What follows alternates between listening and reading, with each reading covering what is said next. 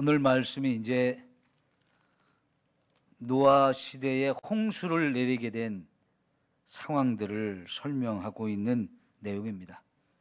한마디로 온 세상에 죄가 가득하게 되었다는 겁니다. 세상에 죄악이 가득하게 된 근본 원인은 사람들이 마음에 어려서부터 생각하는 모든 것이 다 항상 악했기 때문이라는 거예요. 결국 그러니까 세상이 죄악으로 가득 차게 됐고요. 하나님께서 사람을 볼 때 지금 이 상태로는 도저히 안 되겠다 해서 하나님의 무서운 심판을 준비하시겠다는 겁니다. 결국 그 하나님의 심판은 세상에 있는 모든 호흡이 있는 자, 생명체들을 다 죽이겠다는 그런 심판의 계획이고요. 그것을 이제 하나님께서 실행하기 위해서 준비를 하시고 실행하기 전에 노아를 선택해서 그 하나님의 계획을 미리 가르쳐 주시죠. 그러면서 세상이 이렇게 심판받는 이 상황 속에서 노아의 가족들을 구원해서 다시 역사를 새롭게 시작할 계획을 세우시는 것을 볼 수 있어요. 자, 그러면 여러분 오늘 이 6장의 말씀을 우리가 그냥 6장만 딱 떼서 보면 안 되고요. 5장의 족보와 함께 연결시켜서 보아야 합니다. 그러니까 노아 시대의 이런 홍수로 세상을 멸망시키는 이런 상황이 되기 전까지 그 상황은 5장의 족보, 4장의 족보의 상황의 연장이기 때문에 그래요. 그래서 하나님께서 이제 세상을 심판하시겠다 이렇게 말씀을 하시는데 오늘 새벽에 우리가 5장 21절부터 24절에서 에녹이 65세에 무두셀라라고 하는 아들을 낳았고 그 아들을 낳으면서부터 정신 바짝 차려가지고 300년을 하나님과 동행하면서 살았다는 얘기를 공부했어요. 근데 에녹이 그렇게 300년 동안 오직 하나님 한 분만 바라보고 하나님만 의지하면서 하나님과 동행하는 이런 삶을 살게 된 원인이 뭐였느냐? 그거는 아들을 낳기 전에 하나님께서 무두셀라에게 계시를 통해서 아주 중요한 비밀을 가르쳐 주셨기 때문이었다 그랬어요. 에녹에게. 무두셀라라는 사람의 이름의 의미가 첫 번째로는 칼을 가진 사람이에요. 힘이 센 칼을 가진 사람인데 그걸 한 번 더 깊이 들어가면 뭐냐면 그 칼을 가지고 뭘 하는 사람이냐? 심판하는 사람인 거예요. 심판. 그래서 하나님께서 에녹에게 이 아들을 낳기 전에 주신 계시가 뭐냐면 네가 낳는 아들, 그 아들이 죽을 때가 바로 내가 세상을 심판하겠다라고 하는 이런 계시를 주셨기 때문에 아들의 이름을 무두셀라라는 이름으로 지어주고 그때부터 다른 것 전혀 바라볼 여유가 없었다는 거죠. 내 아들이 죽는 날이 하나님께서 세상을 심판하는 날이니까 나는 그때까지 정말 정신 바짝 차려서 오직 하나님만 붙들고 하나님과 동행해야 되겠다.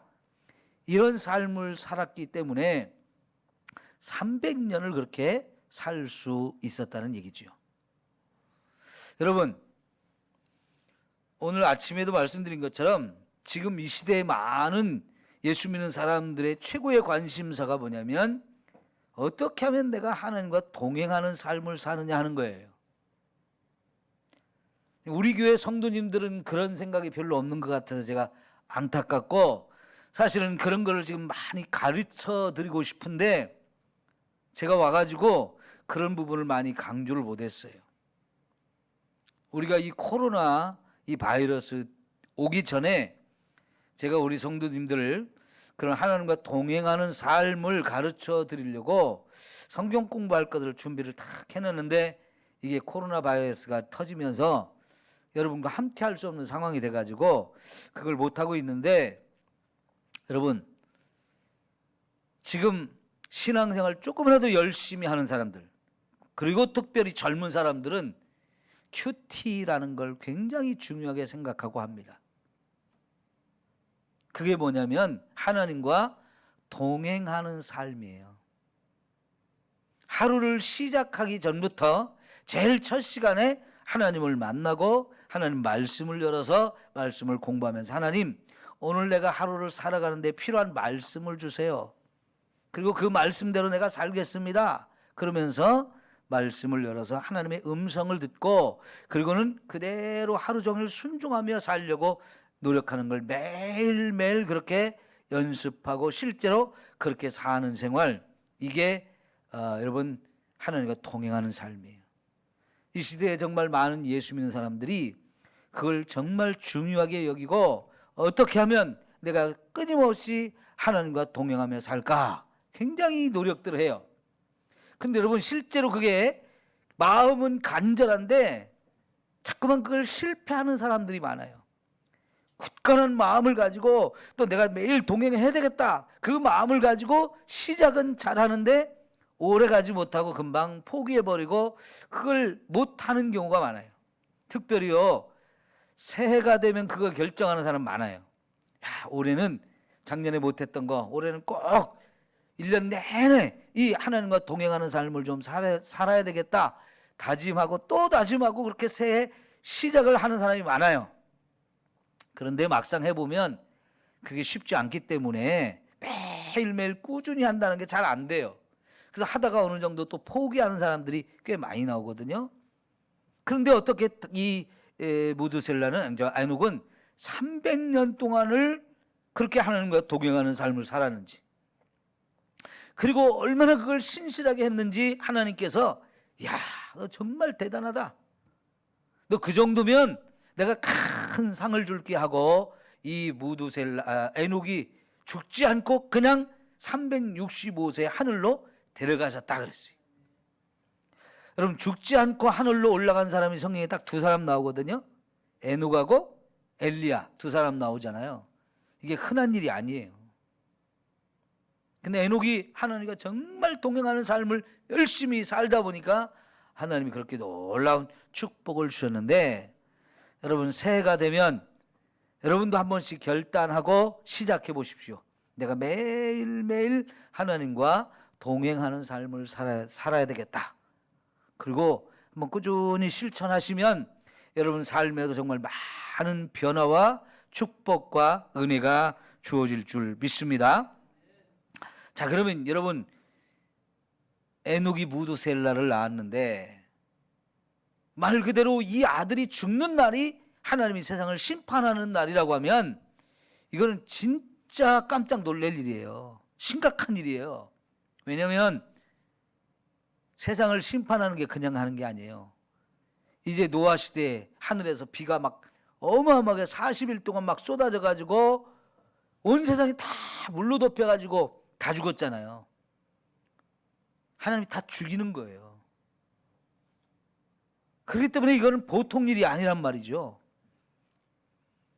그러면 여러분 도대체 아들이 언제 죽을지 에녹이 알아요, 몰라요? 모르니까요. 이 아들이 언제 죽을지 모르니까 매일매일 긴장 속에서 우리 아들 오늘 괜찮은가? 아침에 괜찮은가? 컨디션 괜찮은가? 감기 안 걸렸나? 밥은 잘 먹었나? 배탈은 안 나나? 이런 거 얼마나 챙기겠어요. 그러면서 하루하루를 정말 경건하게 살려고, 거룩하게 살려고, 하나님과 동행하는 삶을 살려고 얼마나 애를 썼겠어요. 그럼 자기만 그랬겠어요? 자기 아들 무드셀라를 키우면서 끊임없이 얘기했을 거 아니에요. 야, 너를 낳기 전에 하나님이 내게 가르쳐 준 게 있어. 네가 죽는 날 하나님이 세상을 다 심판한대. 그러니 우리 하나님 잘 믿고 진짜 하나님이 심판하는 가운데도 우리 멸망당하지 않도록, 죽지 않도록 우리 정말 거룩하게 잘 살자 하면서 자기만 그런 게 아니고 자기 가족 식구들, 아들 얼마나 가르쳤겠어요. 그런데 여러분 에녹이란 사람의 이름이 뜻이 뭐냐면 가르치는 사람이에요. 가르치는 사람. 부모가 이 아이가 사람들을 잘 가르치는 사람이 됐으면 좋겠다 그런 의도를 가지고 적겠지만 실제로 에녹은 자기 이름대로 가르치는 일을 열심히 했을 것 같아요. 특별히 하나님으로부터 받은 이 비밀이 있잖아요. 어마어마한 비밀이 있잖아요. 그러니까 사람들한테 자꾸 가르쳐서 우리 아들 죽는 날 하나님 세상을 심판한다고 그랬어. 하나님 특별히 나한테 그걸 가르쳐줬어. 그러니까 여러분 우리 정신 차려서 하나님 잘 믿읍시다. 하나님 잘 믿읍시다. 얼마나 사람들에게 얘기했겠어요. 4장에 나오는 가인의 후손들은 이걸 안 들어도 지금 자기 셋의 후손, 자기 가문, 요 부모들 또 형제들, 자손들 이 사람들한테 얼마나 강조했겠어요. 그죠? 여러분 900년 이상 살았으면 사람들이 적어도요 아담이 930세를 살았잖아요. 그러면 연대를 조금 그래도 계산해 보면 아담이 살아있을 때 에녹도 살아있었어요. 그렇게 봐야 돼요. 그러니까 여러분 에녹이 아담 할아버지한테 이게 몇 대죠 할아버지요? 어마어마하게 이게 10대 이상을 함께 살았으리라고 생각해요. 요즘에 뭐 4대 정도는 보통 사는데 5대는 한꺼번에 한 세대에 이렇게 사는 게 어렵잖아요. 그죠? 근데 이 시대에 900년 이상 살았으니까 거의 뭐 10대가 함께 사는 건 보통이라고 봐야 돼요. 그러니까 에녹이 그런 비밀을 하나님부터 받았을 때 얼마나 사람들한테 하나님이 나한테 이런 비밀을 가르쳐줬다고. 그러니까 우리 이 무드셀라 잘 지켜봐야 돼. 얘가 언제 죽을지 모르잖아. 그러니까 우리 정말 신앙생활 잘하자. 하나님 잘 믿자. 얼마나 강조를 했겠어요. 그죠? 그러니까 무드셀라한테도 그걸 가르쳤을 것이고 무드셀라가 안 죽고 계속 건강하게 사니까 라멕이라는 손자도 태어났고요. 그 다음에 노아라고 하는 증손자도 태어났어요. 에녹에게. 그럼 요 에녹하고 노아하고도 같은 시대에 살았어요. 아담하고 노아가 같이 살았는지 안 살았는지 그건 잘 모르겠어요. 그러나 에녹하고 아담은 같이 산 시절이 있었을 거고요. 요 에녹하고 노아가 같이 산 시대는 분명히 있어요. 그러니까 자기 조상들한테도 한참 조상들한테도 자기 한참 후손들한테도 만나면 이 얘기를 얼마나 했겠어요. 그죠? 자기 가족들 몇백 명, 몇천 명, 몇만 명 될 테니까 이거 엄청나게 얘기했을 거라고요. 그런데 여러분 6장 1절을 보면 안타까운 얘기가 그거예요. 사람이 땅에 번성하기 시작할 때 그들에게서 딸들이 나니 하나님의 아들들이 사람의 딸들의 아름다움을 보고 자기들이 좋아하는 모든 여자를 아내로 삼는지라 그랬어요. 요게 그동안 셋의 후손으로서 이 셋의 그 계보에서 경건하게 하나님께 예배드리면서 하나님 말씀대로 잘 순종하며 살던 사람들 중에 점점 타락하는 사람들이 자꾸만 나와지더라는 거예요. 여기서 이제 우리가 사람의 딸이 누구고 하나님의 아들이 누구냐 이런 논란이 조금 있긴 하는데 우리가 간단하게 생각하면 돼요. 사람의 딸은 역시 사람의 딸인 거고 하나님의 아들들은 누구냐? 성경에서요 하나님이 이스라엘 백성들에게 내가 너희 아버지다라는 말씀을 하셔요. 그러니까 하나님이 입장에서 하나님을 잘 믿는 이스라엘 백성들이 하나님의 자녀들이 되는 거예요. 근데 그거는 신약 성경에서 그렇게 표현했죠. 요한복음 1장 12절에 뭐라고 그랬어요? 영접하는 자 곧 그 이름을 믿는 자들에게는 하나님의 자녀가 되는 권세를 주신다. 그러니까 우리 예수 믿는 사람들이 다 하나님의 아들, 딸들이에요. 로마서 8장에서도 그 얘기하죠. 고린도전서에서도 얘기하죠. 또 갈라디아에서도 얘기하죠. 우리 하나님을 잘 믿는 사람들, 이런 사람들 다 하나님의 자녀들, 하나님의 아들들 이런 표현을 많이 하고 있어요. 그러면 간단하게 생각해서 여기 하나님의 아들들이 다 하나님을 잘 믿는 사람들인데 이 창세기 시대에 하나님을 믿는 사람들이 누구예요? 아담을 통해서 셋의 후손 요 계보에 있는 사람들이 여호와의 이름을 부르면서 자꾸 하나님께 예배하고 하나님의 은혜를 구하며 말씀대로 순종하며 살려고 막 애쓰는 사람들, 그래서 이들을 하나님의 아들들이라고 우리가 이해하면 돼요. 물론 가끔 성경에서는 천사들을 하나님의 아들들이라고 이렇게 표현하는 경우도 있는데, 여러분 천사하고 사람이 결혼합니까? 그건 아니죠.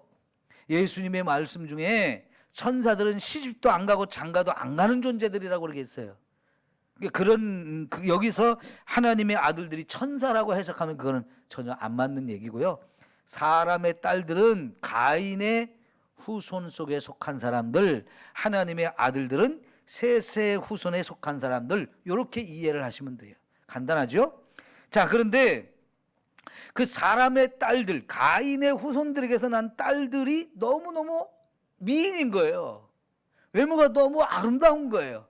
근데 그 외적인 아름다움에 믿음을 가지고 살던 셋의 후손들의 이 남자들이 그 외적 아름다움에 미혹당해 가지고 거기에 빠지면서 자기 눈에 좋아 보이는 사람들, 이런 사람들 마구잡이로 그냥 자기 아내로 삼았다는 얘기예요. 이거는 뭐냐면, 잘 보십시오.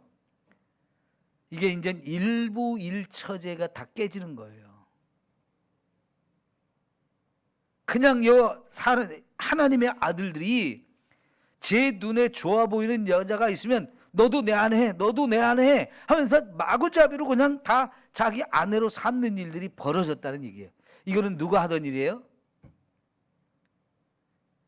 가인의 자손 중에 라멕이라는 사람이 처음 그렇게 해가지고 일부 일처제가 깨져버렸잖아요. 근데 그 라멕의 아내가 둘이었는데, 하나는 아다이고 하나는 실라였는데, 아다라는 사람의 이름의 뜻이 아름답다는 뜻이 아름답다. 그리고 또 하나는 단장한다는 뜻이에요. 그러니까 요 아다라고 하는 여인은 일찍부터 꾸미는 거 좋아하고, 그렇게 해서 자기의 겉모습을, 외모를 아름답게 하는 걸 좋아하는 여자였던 거죠. 그리고 실라라고 하는 사람의 의미는 뭐냐면 그림자 같은 존재, 그리고 남의 귀에 듣기 좋아하는 소리를 하는 사람, 그러니까 아부를 잘하고 사람의 말을, 좋은 말을 통해서 사람의 마음을 잘 홀리는 이런 재주가 있는 사람이었던 거예요. 그런 여자들을 둘을 아내로 삼았어요. 그러니까 라멕이 자기 부인 될 사람을 외적 아름다움의 기준이 돼가지고 거기에 마음을 탁 주면서, 저 이쁜 여자가 내 여자가 됐으면 좋겠다 하면서 아내를 얻었는데, 그걸로 만족이 안 돼서 자기 귀를 즐겁게 하는, 따라다니면서 그냥 딸랑딸랑 하면서 마음을 빼앗아가는 그런 여자가 있으니까 또 아내로 삼은 거예요. 그래서 일부 일처제가 깨졌는데, 자 여러분, 지금 이 6장 1절 2절에서 하는 얘기가 똑같은 얘기예요. 그 여자들의 아름다움을 보면서 거기에 마음을 뺏겨가지고 그냥 이쁜 여자를 보면 다 자기 아내로 삼는 일들이 벌어졌다는 거예요. 자기 집에 아내가 있는 사람이건 총각이건 상관없이 다 그렇게 하는 사람들이 많아졌다는 얘기예요. 여러분, 요즘의 젊은이들, 특히나 결혼 대상자로 남자에게 어떤 여자 원하냐면 제일 우선순위가 잘생긴 여자일 거예요. 이쁜 여자일 거예요. 그게 꼭 나쁜 거는 아니지만은 사실은 그게 1번 순위가 되면 안 되잖아요. 그죠? 남자고 여자고 간에 결혼 대상자를 정할 때 정말 원칙을 잘 세워야 돼요. 뭐가 제일 우선이 돼야 되냐? 신앙이 첫 번째가 돼야 돼요. 특히 예수 믿는 저와 여러분들에게 신앙이 첫 번째 조건이 돼야 되는데, 자꾸 다른 것이, 조건이 다른 것이 먼저 돼버리면 결국은 신앙은 뒷전으로 밀려나면서 그것이 우리로 하여금 타락하게 하는 이런 원인이 되어질 수 있다는 거예요. 여러분, 요한일서 2장에 보면 육신의 정욕과 안목의 정욕과 이생의 자랑, 이런 것들이 심각한 문제라고 얘기합니다. 그게 이제 아담과 하와가 처음 선악과를 따먹을 때 그것 때문에 선악과를 따먹었는데, 그것이 지금도 이 세상의 모든 사람들을 미혹하는 중요한 원인이 되어진다는 거예요. 그런데 우리가 뭔가를 결정할 때 그렇게 육신의 정욕, 안목의 정욕, 이생의 자랑, 이런 것들이 기준이 되어버리면 그거는 심각하게 잘못될 수 있다는 거예요. 그러면서 그런 것은 언제든지 다 사라지는 것이지만 세상에 영원한 것은 오직 하나님의 말씀이라고 그랬어요. 그리고 그 하나님의 말씀을 따라가는 것, 그것만이 영원하다고 우리에게 가르쳐주면서 우리 삶의 우선순위, 최고의 우선순위는 그런 눈으로 보이는 외적인 것에 마음을 빼앗기지 말고 하나님 말씀에 우리의 중심을 두고 그렇게 세상을 살아야 된다는 얘기예요. 그러니까요, 에녹이라는 사람은 일찍이 하나님부터 세상을 심판할 수밖에 없는 상황들이 왔다는 것을 하나님 가르쳐주면서 너 그럼 어떻게 살래? 네, 제가 오직 하나님께만 매달리고 하나님과만 동행하는 삶을 살게요. 이러면서 막 동행했는데 점점 사람들이 그런 얘기를 안 듣고 자꾸 외적인 아름다움에 빠져가지고 그런 것에만 자꾸 눈이 가가지고 경건하지도 않고 하나님도 안 믿고 신앙생활도 안 하는 그런 엉터리 사람들한테 자꾸 끌려가지고 하나님이 정한 가정의 원칙들이 다 무너지게 살더라는 거죠. 여러분, 가정이 무너지면 세상이 무너지는 건 금방이에요. 세상의 가장 기초에 있는 게 가정인데 이 가정이 하나님이 세운 그런 원칙에서 무너져 버리니까 세상은 급격하게 무너지는 거예요. 그러니까 여러분, 오늘 우리가 지금 이 가인의 후손들은 뭐냐면 육체 중심의 사람들의 육의 사람이라고 표현할 수 있어요. 육의 사람. 그러나 이 셋의 후손들은 영적인 것이 중심이 되는 삶을 살던 사람들이에요. 하나님 중심, 하나님께 예배하고 하나님 말씀대로 하는 일에 중심을 가지고 살던 사람들인데 이 두 가지가 서로 대립하는 이런 세상 속에서 살았어요. 그런데 어느 날부터 영적인 것이 중심이 되어 살던 사람들조차도 자꾸 육적인 사람들을 따라가면서 거기에 영향을 받고 거기에 휩쓸려서 함께 흘러가는 세상이 되어져 버리다는 거예요. 그러니까 하나님이 세상을 심판할 수밖에 없는 상황이 오게 되는 거예요. 하나님께서는요, 미래까지도 다 아시는 분이에요. 하나님 가만 보니까 사람들이 지금 살아가는 모습을 보니까 이게 다 심판할 수밖에 없는 상황이 오겠어요. 눈에 뻔히 보여요.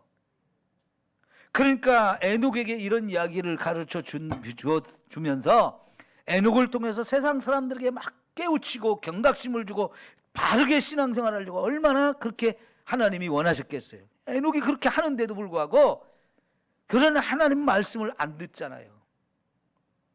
여러분, 거기 3절에 보면 여호와께서 이르시되 나의 영이 영원히 사람과 함께하지 아니하리니 이는 그들이 육신이 됨이라. 그러나 그들의 날은 120년이 되리라 하셨는데요, 요 120년이 되리라, 이 말을 잘 이해하셔야 돼요.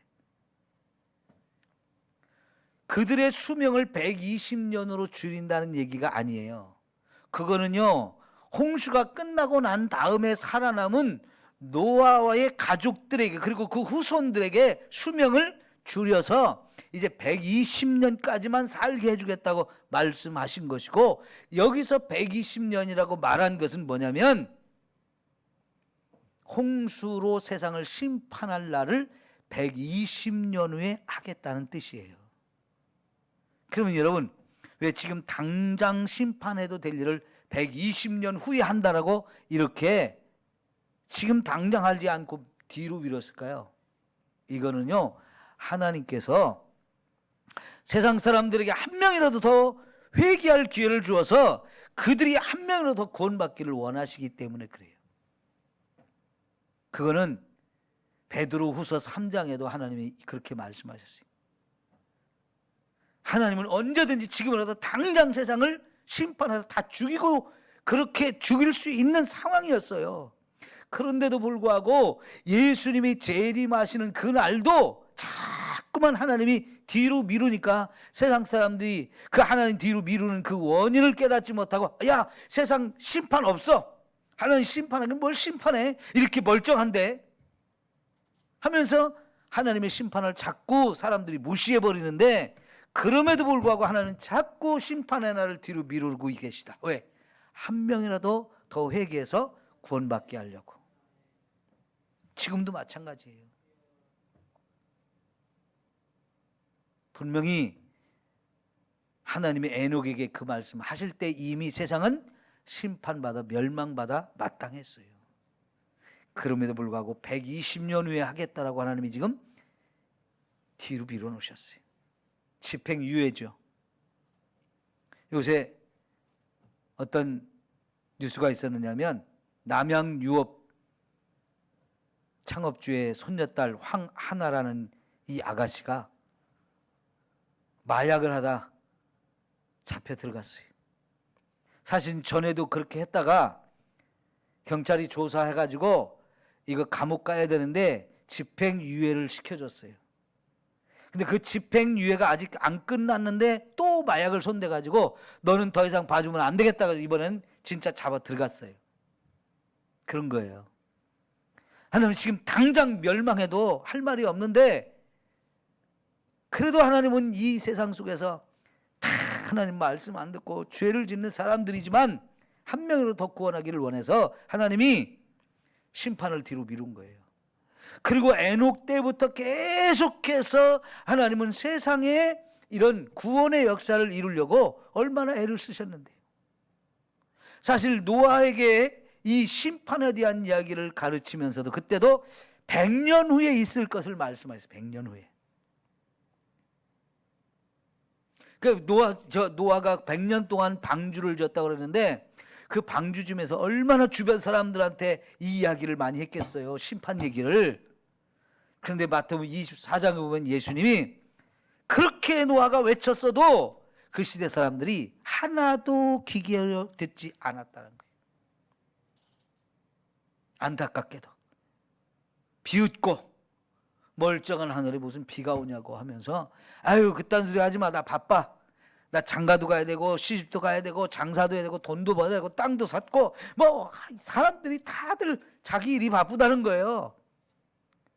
세상이 망하기는 뭘 망해, 하나님 있기는 뭘 있어, 심판은 무슨 심판 하면서 다 무시하면서 그랬다는 거예요. 그런데 노아는 어땠어요? 그래도 100년 동안 끊임없이 방주를 지었어요. 그리고 외쳤어요. 듣든지 안 듣든지.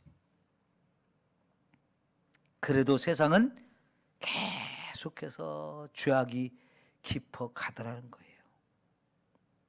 여러분, 실제로 무두셀라가 969세에 죽었는데, 그죠? 그 죽는 해가 노아 600세, 방주가 다 지어졌을 때예요. 그러니까 에녹이 365년, 네? 그리고 또 무두셀라가 969세, 그리고 노아 600년, 이렇게 계산해 보면요, 무두셀라가 죽던 해가 바로 노아가 600년 방주가 완성이 돼서 하늘에서 비가 오던 때예요. 그때 무두셀라가 죽었어요. 그리고 그 무두셀라의 아들 라멕이 몇 살 살았냐면요, 777세 살았어요. 그 라멕이 죽을 때도 노아 홍수 바로 직전에 죽었어요. 그러니까 에녹이나 무두셀라나 라멕이나 노아나 이 사람들은요, 다 같이 하나님의 심판할 걸 알았고요, 그래서 정말 철저하게 준비를 했어요. 특별히 이 에녹은 정말 300년 동안 하나님과 참 동행하는 삶을 살았잖아요. 그럼 생각해 보세요. 아들 무두셀라가 자기 아버지가 어떻게 살았는지 알고 있죠. 왜 그렇게 사는지도 알았죠. 근데 어느 날 하나님이 가족들이 보는 데서 아마 데려갔을 가능성이 많아요. 죽지도 않았는데 하나님이 싹 하늘로 막 데려오 올라가는 걸 무두셀라와 가족들이 봤을 거 아니에요. 그죠? 그러니까 얼마나 또 놀랬겠어요. 야, 우리 아버지가 그렇게 하나님과 동행하며 살더니 하나님이 죽지도 않고 그냥 죽음도 모르는 채 하늘로 데려 올라가시네. 그러니까 무드셀라도요 얼마나 하나님 앞에 믿음대로 살려고 노력했을까요? 그리고 자기 아들 라멕도 그렇게 살아야 된다고 했고 노아도 그렇게 살아야 된다고 얼마나 강조했겠어요. 그러니까 에녹, 무드셀라, 라멕, 노아 이 사람들은 다 같이 말이죠. 우리 하나님 말씀대로 살자. 심판의 날이 가까우니까 절대로 세상 따라가지 말고 죄의 길로 가지 말고 정신 바짝 차려서 제대로 신앙생활하자. 얼마나 그랬겠어요. 아마 나 같으면 매일 집에서 부흥회했을 것 같아. 교회에서도 부흥회를 했을 것 같아. 그래야 한 사람에서 더 깨울 거 아니에요. 에? 모여 하면서 자꾸 그랬을 거 아니에요? 근데 하나님이 노아 시대에 이 홍수를 내리기 전에 아버지도 벌써 돌아가시고 할아버지도 돌아가시고 정조 할아버지도 벌써 하나님 데려가시고 이런 일들이 다 벌어졌어요. 그러니까 이 가문은요 철저하게 믿음으로 사는 가문이 되어진 거예요. 거기에 하나님과 동행하다가 죽지도 않고 하늘로 올라간 그런 정조 할아버지 있으니까 노아가 얼마나 믿음대로 살려고 애썼겠어요. 에? 노아가 500세에 셈, 함, 야벳 낳았는데 걔네들도 믿음으로 키우려고 얼마나 했겠어요. 그러죠? 자, 그런데 이 노아 시대의 이 홍수 심판은 마지막 시대에 하나님 불로 세상을 심판한다는 얘기의 전초전이에요. 그런 일이 실제로 있을 걸 미리 보여주는, 사실은 마지막 심판을 미리 이런 사건을 통해서 확인시켜주는 성격이 있어요. 노아 시대에 그렇게 모든 사람이 물에 빠져 죽었던 것처럼 마지막 심판은 불로서 세상 사람들을 다 죽인다고 하는 때가 분명히 약속돼 있잖아요.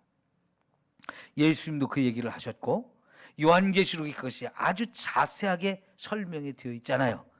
그러니까 여러분, 우리는 이 노아 시대의 홍수 심판에 관한 이야기를 읽으면서 오늘 우리에게 중요한 것은 그걸 교훈 삼아서 마지막 날의 이 심판을 대비하고 거기에 맞추어서 준비된 사람들이 되어야 한다는 거예요. 그런데 사실은 그게 쉽지 않다는 얘기예요. 왜? 이 노아 시대도 사람들이 그 말을 안 믿은 거예요. 그거를 깨닫지를 못하는 거예요. 아무리 가르치고 아무리 선포하고 아무리 알려줘도 귀담아 듣지 않는 거예요. 그러다가 결국은 다 멸망당했잖아요. 사람들이 다 어떻게 했어요? 어려서부터 마음에 생각하는 것이 항상 모든 것이 다 악해가지고 세상을 죄악으로 가득 채웠다는 거예요. 그런데 여러분, 예수님이 다시 오시는 재림의 날, 세상을 불로 심판하는 날은 그때보다도 세상의 죄가 더 가득 찰 거예요. 여러분, 지금 어때요? 지금도 우리가 세상을 볼 때 정말 말세인 것 같아. 주님 재림하실 날이 얼마 안 남은 것 같아. 그런 생각이 드는 일들이 너무 많잖아요. 그죠? 그래요, 안 그래요? 그래요. 그런데 우리는 신앙생활 어때요? 제대로 하는 것 같아요? 예수님께서도 그래서 이 이야기를 하시면서 마지막 주님이 다시 오시는 날도 노아 시대와 별로 다르지 않다. 다시 말하면 그때 사람들이 이런 심판에 대한 얘기를 해도 귀담아 듣지 않고 준비를 안 했던 것처럼 예수님이 재림하는 그날도 마찬가지라는 얘기예요.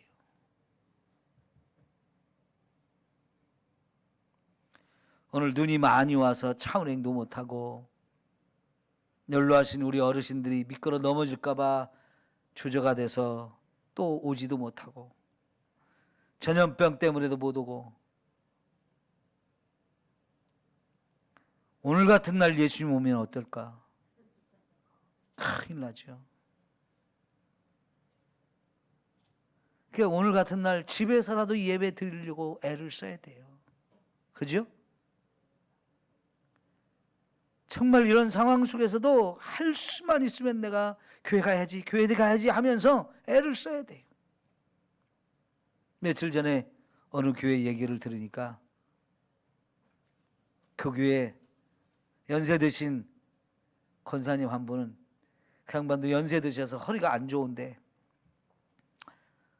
요새 많이 못 모이게 하니까 그냥 집에 계세요. 그래도 아이고 무슨 소리냐고 하면서 굳이 택시를 대절해 가지고 교회를 오신다는 거예요.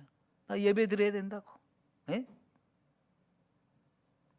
그렇게라도 해서 한 번이라도 더 예배 드리려고 믿음대로 살려고 애쓰는 그런 모습이 진짜 끝날까지, 자기 생명이 다하는 날까지 믿음으로 살려고 애쓰는 거 아니에요? 진짜 우리 그래야 되는 거예요.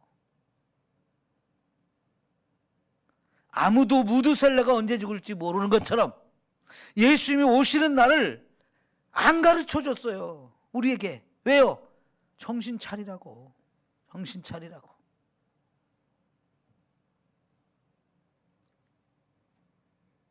그러니 여러분, 오늘 이 말씀을 보면서 많은 사람들이 하나님을 믿던 사람들까지도 세상을 본받아 세상이 가는 길로 휩쓸려가서 결국은 세상의 죄악으로 가득한 세상이 됐잖아요.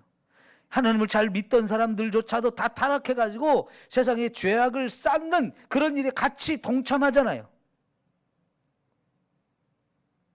그런 모습을 하나님이 지금 창세기를 통해서 우리에게 보여주면서 마지막 시대도 그렇게 될 거라는 걸 우리에게 경고해 주고 있는 거예요.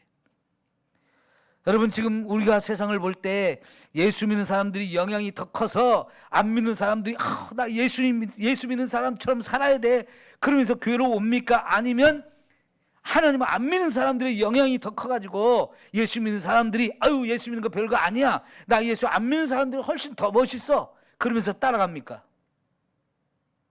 누가 영향이 더 센 것 같아요? 지금은요, 예수 믿는 사람들은 자꾸 욕먹는데 예수 안 믿는 사람들이 더 잘 되는 것 같아요. 더 잘 나가는 것 같고. 그러니까 여러분, 예수 믿는 게 어려운 거예요. 어려운 싸움이 되는 거예요.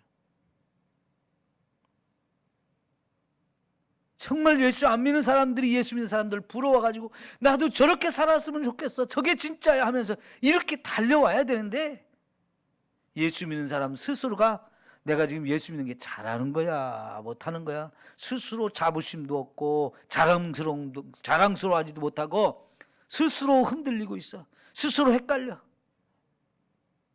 그러니까 예수 믿는 것 같기도 하고 안 믿는 것 같기도 하고, 응? 이게 가짜인지 진짜인지 구분이 안 가요. 여러분, 정신 차려야 돼요. 이왕에 예수 믿는 거 세상에 저 사람처럼 예수 믿어야 된다 하면서 좀 인정받도록 해야 되는 거 아니에요? 예? 나 저 사람 보니까 진짜 저 사람처럼 예수 믿어야 돼, 저 사람 진짜야, 다른 사람 가짜가 많은데 저 사람은 진짜야, 이런 말을 우리가 좀 들어야 되지 않겠어요? 나 때문에 교회 다니겠다는 사람이 생겨야 되는데 우리가 지금 그런 일을 못 하잖아요. 오히려 예수 안 믿는 사람들을 부러워서 나도 한잔 하고 싶다, 나도 좀 저 사람처럼 하고 싶은 것 좀 다 했으면 좋겠다, 그러고 살아요 우리가. 에? 그러면 안 되지요. 왜 하나님의 아들들이 사람의 딸들한테 미쳐가지고 그저 보는 대로 너 내 마누라 해, 너 내 아내 해 하면서 자꾸 집어삼키려는 거예요, 이거예요. 예? 분별력이 없어졌어요. 뭐가 중요한지를 모르는 거예요. 요새는 그러니까요, 여자든 남자든 섹시하다 그러면 제일 좋아해. 그 섹시하다는 게 뭡니까? 너무 육적이고 성적인 거잖아요. 그걸 제일로 생각하고 그게 제일 멋있다고 그거에 미쳐서 환장하고 날뛰는 세상 아니에요?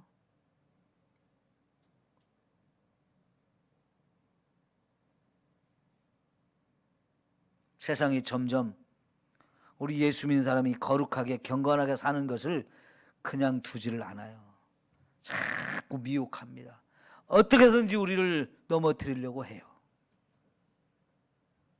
이런 세상에 우리 정신 차리지 않으면 육신의 일은 우리를 망하게 하는 거예요.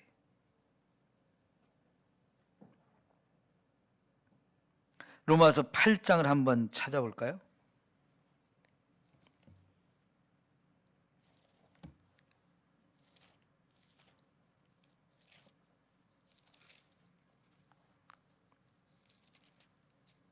로마서 8장 12절.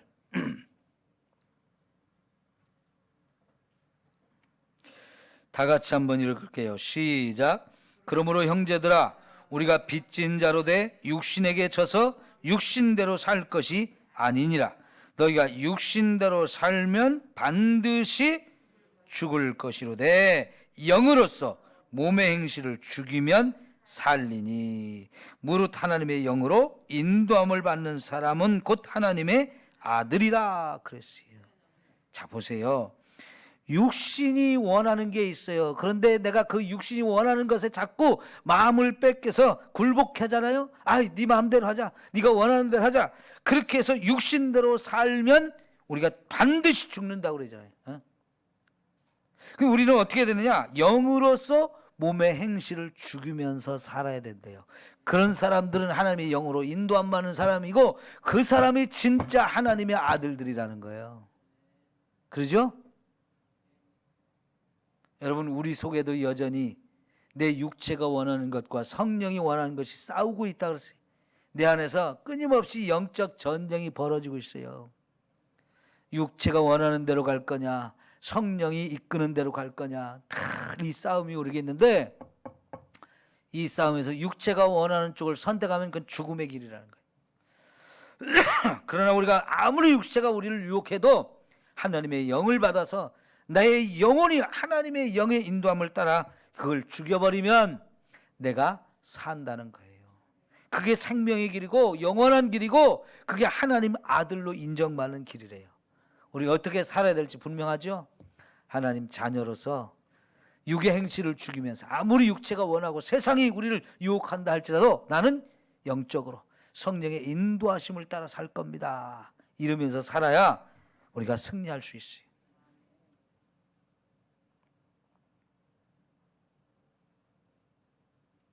이 창세기 6장이 오늘 이 마지막 시대를 살아가는 저와 여러분에게 정말 너무나 중요한 교훈이에요.